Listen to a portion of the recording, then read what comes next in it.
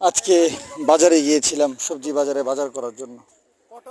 বাজারের যে ভয়াবহ অবস্থা, মনে হয়েছে যে বাজারে আগুন লেগে গিয়েছে।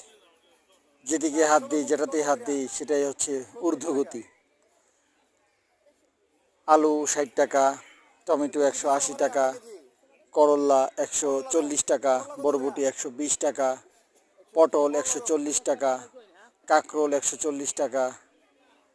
তারপরে যেটাতে হাত দিয়েছে ওটাতেই আকাশচুম্বী দাম।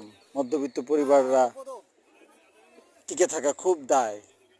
এই যে দ্রব্যমূল্য যে ঊর্ধ্বগতি গ্যারাকলে কিন্তু মধ্যবিত্তরা একদম পিষ্ট হয়ে যাচ্ছে এবং বাংলাদেশে নীরব দুর্ভিক্ষ কিন্তু চলতেছে।